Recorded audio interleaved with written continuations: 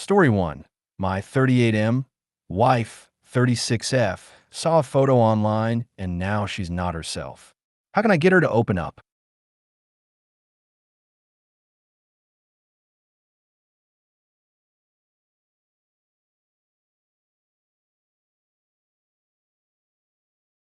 I'm not really sure how to start this, but something happened a few nights ago and I can't stop thinking about it.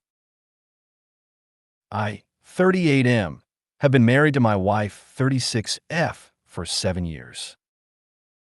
We met kind of quickly, dated for about a year before getting married, but it just felt right. She's always been calm, grounded, not overly emotional, but steady and warm in her own way. She's the kind of person who just handles life. But a few nights ago, she broke. And I've never seen anything like it.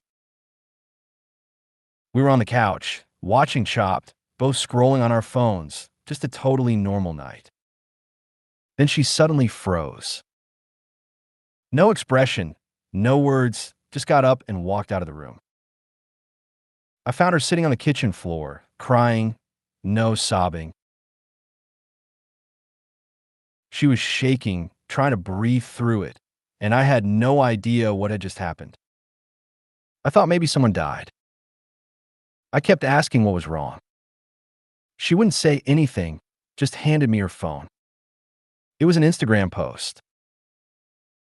A woman in her late 20s, visibly pregnant, standing with a man. A maternity shoot-style photo. The caption said something like, "Breaking the cycle. Building the family I never had. Healing, finally," my wife said quietly. "That's Elena." The name felt vaguely familiar, someone she had mentioned once or twice in passing, nothing more. I assumed it was someone from work or maybe someone she used to mentor. Turns out they met over 10 years ago. My wife was volunteering with a program that helped young adults aging out of difficult home situations. Elena was 18. No family. No support. My wife took her in, helped her find work, a place to stay. They grew close. Not romantically, at least it didn't sound like that, but my wife clearly cared about her deeply. She helped her build a foundation from nothing. She never talked much about it. And now I'm starting to think that whatever happened back then still lives just under the surface. Seeing that post shattered her. Maybe it was joy, pride, grief, guilt, maybe all of it. Maybe it reopened something she thought she had let go of. Since that night, she's barely spoken. She goes to work, comes home, lays in bed. She's barely eating. I've asked if she wants to talk, offered support, but she just says she's tired. When I suggested reaching out to Elena, she said she doesn't need me anymore, and that was it. I don't know what this is really about. Maybe she feels left behind. Maybe she regrets not staying in touch. Maybe she thought she'd always be needed in Elena's life, and now she's seeing that chapter closed without warning. We never planned on having kids. Both of us were always on the same page about that. But now I wonder if this cracks something open that had been buried. Or maybe it's just the feeling of someone you once deeply cared about moving on and realizing you're not part of their story anymore. I feel helpless. I want to support her, but she won't let me in. And the silence is so heavy. Has anyone ever gone through something like this? Where someone they once loved reappears, doing well, but without them, and it just hits like a freight train. I just want her to come back to me. Edit. I just got home from work and I'm going through all of your comments. Thank you for the support and insight. A lot of you suggested giving her space while making sure she knows she's loved, and that's exactly what I'm going to do. I'll be here when she's ready to talk. Comment 1. Your wife needs to use her words. Nobody here can help you. You need to sit your wife down and calmly ask her to explain, because shutting down for apparently no reason is not how you treat your partner. She's being weird. Comment 2. I'm going to play devil's advocate here, but it seems weird to me the reaction she had. If I had personally mentored someone who had a rough background and now they're living their best lives, the normal reaction would be happiness and feeling proud. But to sit and ugly cry like someone died and then to experience symptoms of depression, based on that information, it feels like she's grieving a lover. Give it time and suggest she sees/talk to a professional. It's not healthy. Comment 3. I had a best friend growing up. We eventually grew apart. No hard feelings. I did feel like I cared about our friendship more than she did, but I'll never hold it against her. I secretly still love her and root for her, but have her blocked from social media because it always hits me like a ton of bricks that we're not in each other's lives anymore. And I get jealous of people who are still friends with her. If that's what your wife is going through, but either way, she needs to communicate. It's not fair to shut you out. Comment 4. I can tell you are going through something hard right now. I'm here for you, and I love you, no matter what happened in the past. Whatever is making you so sad, you're not alone. I will try my best to help you get through it. Then give her time, because all you can do is leave the door open. Story 2. I'm 50M. She's 42F. Ended our 5-year relationship because she refuses to admit what I heard her say. What's going on? Hi, I'm Davis, 50M, and 2 weeks ago, my 5-year relationship with my girlfriend Magnolia, 42F, not our real names, completely imploded after one strange phone call. I'm still reeling and trying to process what happened, and I'd really appreciate some perspective. It started one morning when Magnolia called me after dropping off her kids. I picked up the phone, and before I could even say hello, I overheard her talking to someone else. I clearly heard her say, "You taking Nigel out for it?" Then she realized I was on the line and suddenly got flustered. "Oh shit, Davis? You there? Hello? Hello." It caught me off guard, but I brushed it off, figured it was just her chatting with another parent or something innocent. 2 days later, that line popped back into my head. I casually asked, "Hey babe, who's Nigel?" And that's when everything went sideways. She exploded, accused me of snooping through her phone, threw her own phone at me, hard, and demanded I prove where I heard that name. I calmly explained I heard her say it during our call, but she flat out denied it. Claimed she'd never said the name Nigel in her life, insisted I was paranoid, maybe hallucinating. And then she slapped me. Took off her shoe and slapped me across the face with it, yelling that I was accusing her of something she didn't do. At that point, I was done. I left. We were supposed to have dinner with her parents that night, but I wasn't going to stick around after being physically assaulted. Now, she's spinning the story, telling people I disrespected her family by bailing on dinner, casting herself as the poor, mistreated victim. Meanwhile, the reality is she hit me, she gaslit me, and she still refuses to explain that phone call. That was the final straw for me. I told her I'd lost respect for her, and she fired back saying she was done too. Claimed I didn't trust or respect her, and that she deserves someone who accepts her for who she truly is. Here's the thing, I know I heard the name Nigel. She can say it was raining all she wants, or that it was a bad connection, but I heard it loud and clear. Now she's gaslighting me, insisting there was no one named Nigel, that I imagined it, and accusing me of trying to ruin her life. My gut tells me Nigel is a person. Maybe someone she's hiding, possibly even a kid tied to a relationship I don't know about. I can't shake the feeling that she's desperately trying to cover something up. She says I'm paranoid, but she's never given me a straight answer, only rage and denial. And now, for those who are still following, Magnolia saw my original post and sent me a long text this morning. It was a full-on tirade. Here's some highlights. She accused me of exploiting her, mocking her health, being emotionally abusive, and painting a false narrative of myself as the heroic victim. She swears up and down that she never said Nigel and says she only spoke to someone named Adele that morning. She blames my drug abuse and lack of rest, saying I'm imagining things and letting TikTok conspiracy theories infect my brain.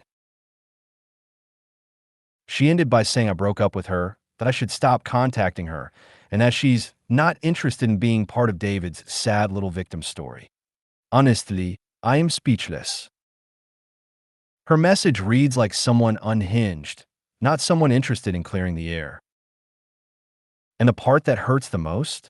Not once in 5 years have I treated her with the kind of cruelty she described in that message. But suddenly I'm this monster who's ruined her life? I don't even want to respond to her. I'm exhausted and confused. I still don't know who Nigel is or why that one name caused her to go nuclear.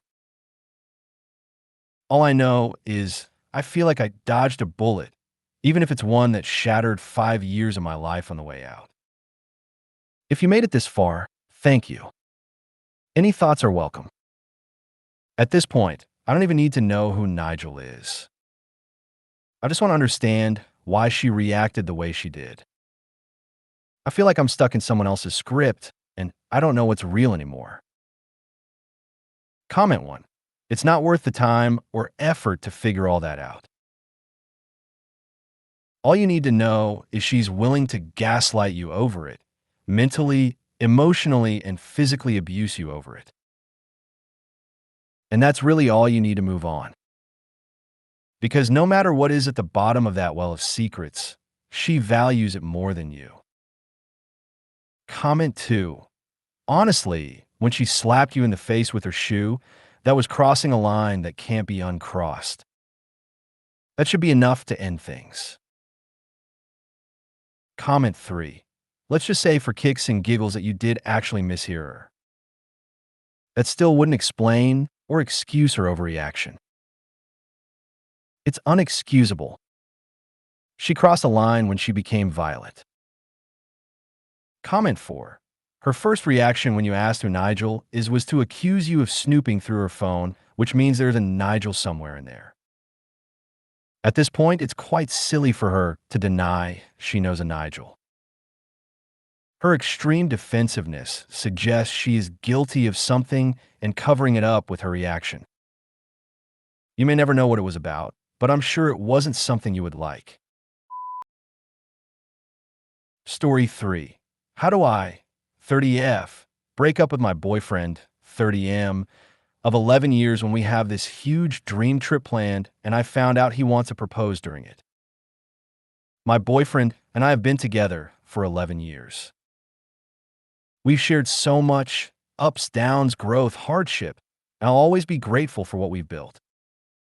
But recently, I've made the decision to end the relationship.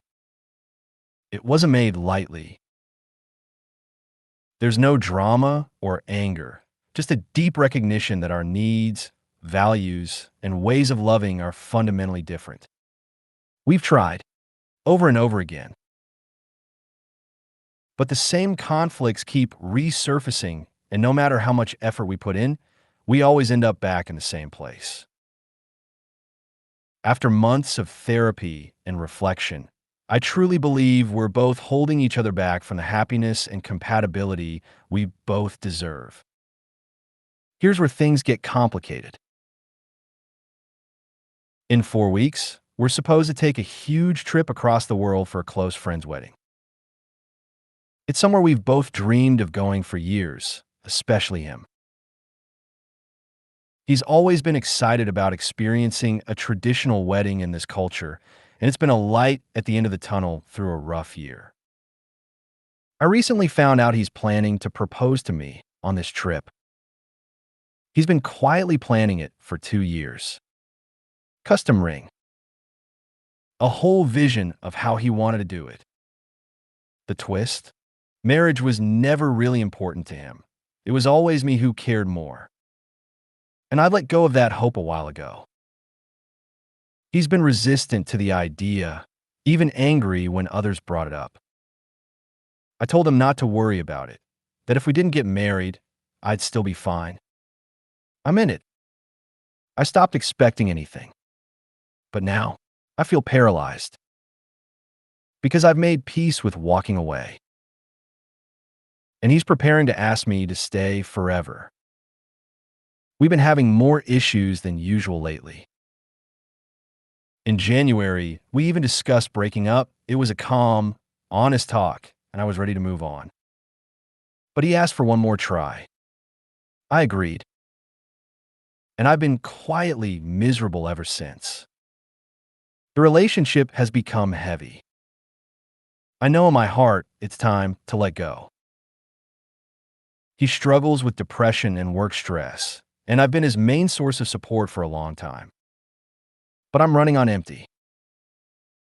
Now I'm stuck between wanting to honor the history we have, not destroy his dream trip, and not lead him on.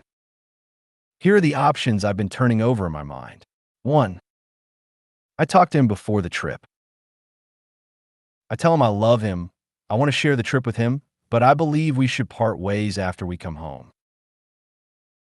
I'll be there for him as a friend during the transition, help find new living arrangements. We can't afford our current apartment alone, and given the time and care to process. 2.